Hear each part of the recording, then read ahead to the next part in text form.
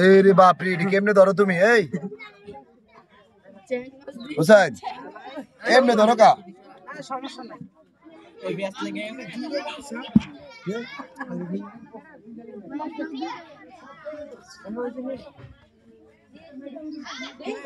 কিভাবে হাতে লেগে যাও দেখছো?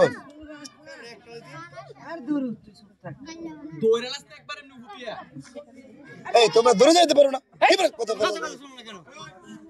এত ফাউল।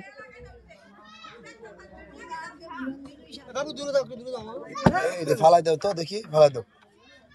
খারাপ একটা বাচ্চার ক্ষতি, এটা কি আমরা ই করতে পারবো?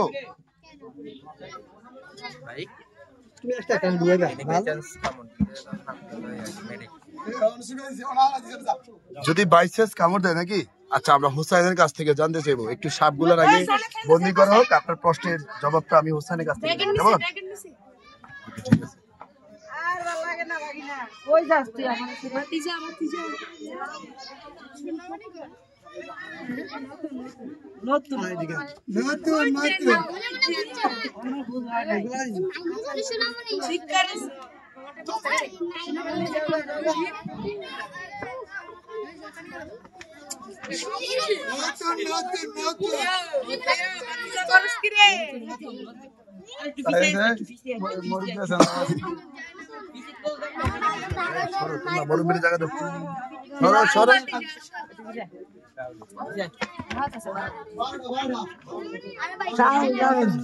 বাচ্চা কয়টা হোসাইন?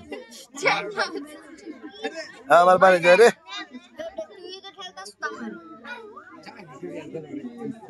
রাস্তা একটা আরেকটা লতার মতো ধরে রাখছে।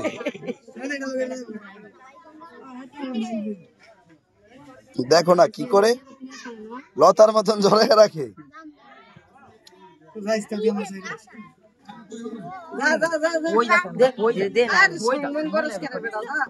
তোমার কথা শুনে না কেরে? তোমার বিলাই তোমার কথা শুনে না। এটা কি হুসাইন? এই করে কি? ওরে মানে মা মুখ কাড়াকো ভাই, রিটন ভাই। হোসেন ভাই কই গেছে কা? আচ্ছা হোসেন, এক ভাই জানতে চাইছে যদি সাপে কাটে এনি হাউ করণীয় কি? যদি হাতে কাটে এই জায়গায় বান্ধিয়া সোজা জেলা হসপিটালে যেয়ে ডাক্তাররা আগে বলবে রক্তটা ব্লাডটা পরীক্ষা করতে, ব্লাড পরীক্ষা করে এরপরে ভ্যাকসিন। কোনো তখন আর চিন্তা থাকবে না। আর ব্লাডটা যদি পরীক্ষা না করে ভ্যাকসিন দিয়ে ফেলায় তখন কিন্তু এটা রিস্ক থাকে নাকি? কেমন মনে করে না, ধরা গেছে ওনার শরীরে কোনো বিষ নেই, তখন দেখা গেছে ব্লাডটা পরীক্ষা না করে যদি ওখন সুইটা ভ্যাকসিনটা মাইরে দেয় তখন ওই রোগী ভ্যাকসিনের কারণে মারা যাওয়ার সম্ভাবনা থাকে নাকি? অর্থাৎ যদি কবিরাজের কাছে যায় তাহলে না উজাবদ্ধ কারো কাছে যাওয়া যাবে। কেন যাওয়া যাবে না একটু যদি বলে দিতে। আসলে কেন যাওয়া যাবে না, ওইখানে গেলে সময়টা নষ্ট, আর এখন যে ভালো ভ্যাকসিন বার হইছে ভ্যাকসিন নেওয়ার চেষ্টা করবে। অর্থাৎ হসপিটালে ভালো চিকিৎসা হয়। দর্শক, হসপিটালে ভালো চিকিৎসা হয়, কোনো ওজাবদ্ধের কাছে নয়। দর্শক, সাপে কাটলে করণীয় কি হোসাইনের কাছ থেকে কিন্তু জানিয়ে দেওয়ার চেষ্টা করেছি। আপনারা কিন্তু আপনাদের বন্ধুদেরকে সবাইকে শেয়ারের মাধ্যমে জানিয়ে দিতে পারেন। ভালো থাকবেন সবাই, সুস্থ থাকবেন। আসসালামু আলাইকুম।